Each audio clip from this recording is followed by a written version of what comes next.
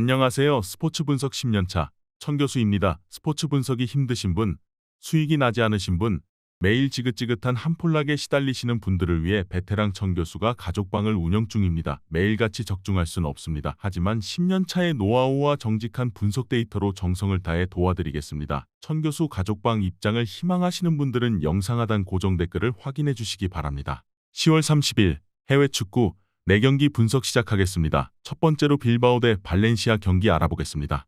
빌바오는 리그 6위지만 최근 3경기에서 2패를 당했다.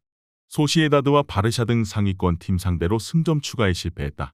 그러나 두 경기 모두 원정이었고 홈에서는 얘기가 다르다.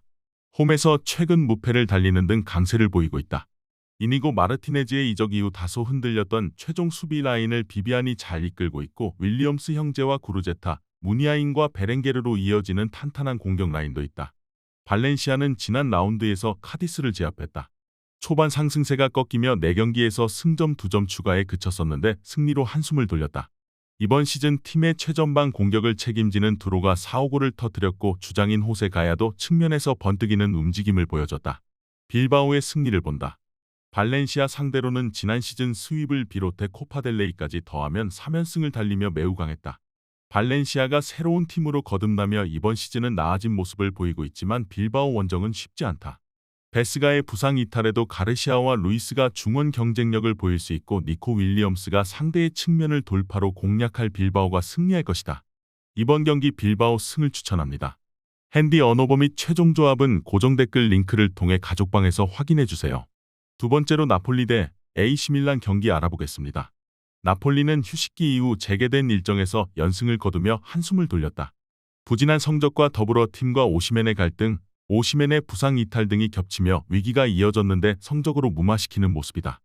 이태리 국대 공격수인 라스파도리를 비롯해 시메오네와 폴리타노, 크바라츠헬리아 등이 오시멘의 공백을 메우고 있고 복귀한 나흐마니가 수비 라인을 책임지고 있다.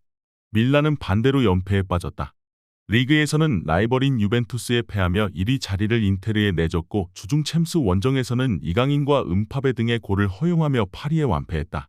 지루를 중심으로 플리시치와 레앙의 쓰리톱이 가동됐고 부상에서 돌아온 크루니치가 중원에 나섰는데 승점을 따내지 못했다.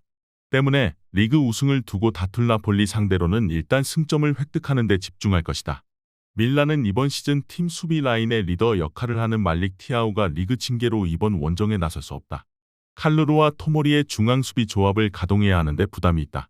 또 같은 원정을 다녀왔지만 나폴리가 하루 먼저 이태리로 복귀해 이 경기를 준비한 점도 무시할 수 없다.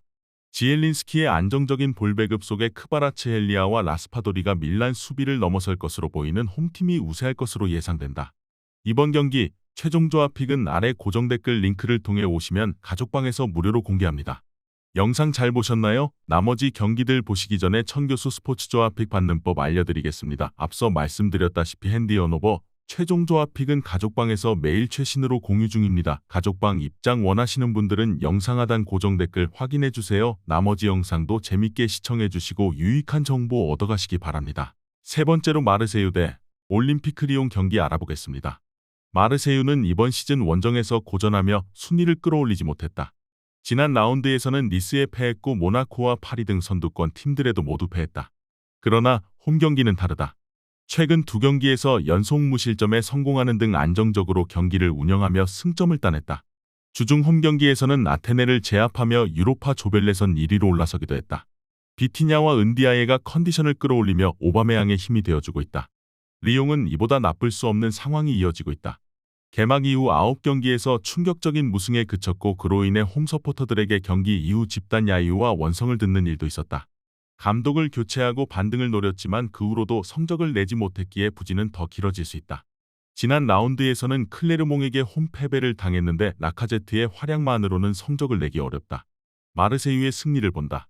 리옹은 감독 교체를 비롯해 해볼 수 있는 모든 걸 하고 있지만 경기력으로 이어지지 않고 있다.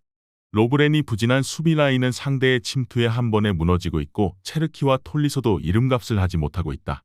발레르디가 빠지는 점은 아쉽지만 콘도그비아와 롱지에가 중원 우위를 가져갈 것이고 홈의 이점을 살릴 마르세유가 승리할 것이다. 이번 경기 마르세유 승을 추천합니다. 핸디 언어버 및 최종 조합은 고정 댓글 링크를 통해 가족방에서 확인해주세요. 마지막으로 아틀레티코 마드리드 대 알라베스 경기 알아보겠습니다. 아틀레티코는 리그에서 연승을 이어가고 있다. 그 기간 리그 선두인 레알을 비롯해 5위인 소시에다드 등을 연파했다. 비록 주중 챔스 원정에서는 무승부를 기록했지만 챔스 무패를 이어가며 조 2위를 유지했고 퇴장 이슈에도 승점을 따냈다. 시메온의 부임 이후 수비가 강하다는 인상이 짙었지만 이번 시즌은 화력도 대단하다. 그리즈만은 지난 경기 해트트릭을 비롯해 7골을 기록 중이고 모라타도 마무리가 좋다. 알라베스는 최근 3경기에서 승점 2점을 따냈다. 그러나 상대한 팀들의 면면을 보면 그리 실망스러운 결과는 아니다.